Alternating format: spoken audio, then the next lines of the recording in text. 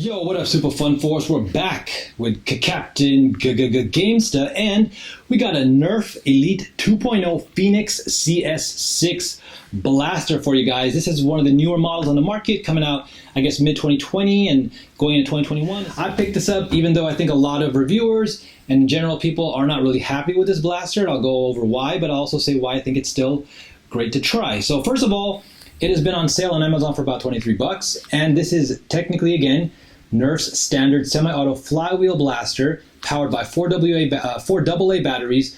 So you have a red trigger here, you hold this down, it revs with the motors, the flywheels, then you can semi-auto fire, and voila!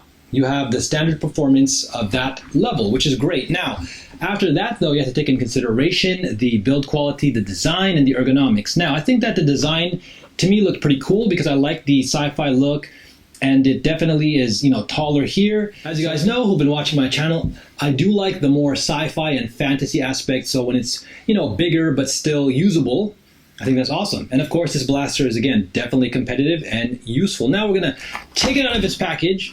And as you can see here, it's a very simple package, and the back does show a little bit more in detail. Stock attachment point, 5 tactical rails, a detachable scope, and all of that stuff. All right, cool. So I do have an attachment here that I added. I'll explain that more in my custom loadout video. I just was so excited to put them on and try them out. So with that being said, let's get into this. This is definitely recommended still because, again, it has stryfe performance at a reasonable cost, and it does have, for example, this removable scope, so that's really cool. It does have a plastic covering on it, and then the back actually has a reticule inside, as you can see. So again, not really, a real scope in terms of magnifying your optical sight, but it still looks really cool. So that is definitely a win. Now the blaster itself, again, it works fine. What you'll see though is there is a inner mag release button here. I'm not really a big fan of this. The only other real blaster that I have that's been using this was the regulator from the Modulus, which works fine because I think you have somewhat of a bigger area.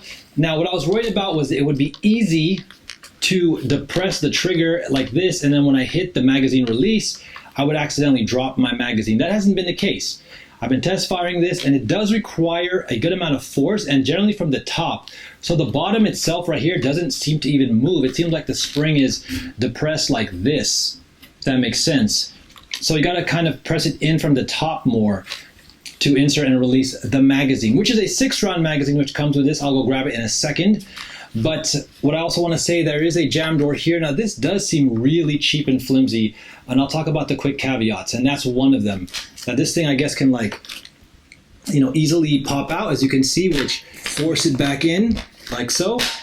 The other thing though is these are not easily taken apart.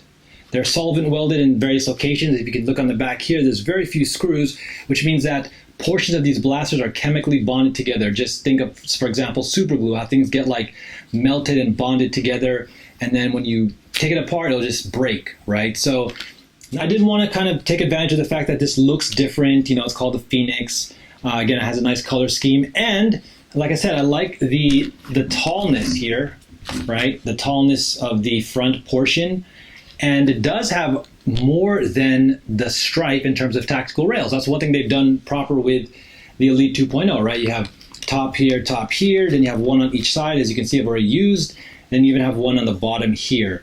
And of course you can add a stock and a barrel, which makes this something that you can custom build to a full on primary based on your play style and your strategy. So that's why I decided to get this. And now again, I wouldn't really prefer this over the stryfe, even without its issues of solvent welding. I mean, I would rather use a stryfe just because it's a little bit more compact. I like the white look better, and I also like the mag release being down here. But this is still a decent alternative. Maybe they'll work on this in the future and make something that's, again, much easier to take apart. So other than that, the performance is basically equal to a stryfe. The other thing is you put the 4 batteries in here. So again, that could get front heavy. So as a pistol blaster, maybe not the best choice. But again, you have the option to put grips here, barrel attachments. So that kind of gets nullified by your complete loadout, as long as you take into consideration, again, that the batteries are here. And boom, here's the magazine. As you can see, 6 rounds.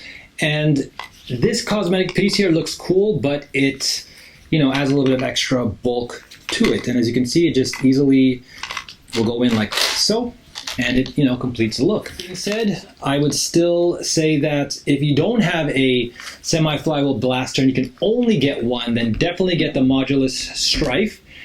If you like the, you know, look of this and it helps inspire a custom loadout for you like it did for me, then yeah, definitely give it a shot for sure. And with that being said, thanks so much for hanging out, guys. Make sure you like and subscribe. Keep your faith. Say prayers. Stay positive. Spread that love. Be thankful. And we'll be coming back at you. Peace.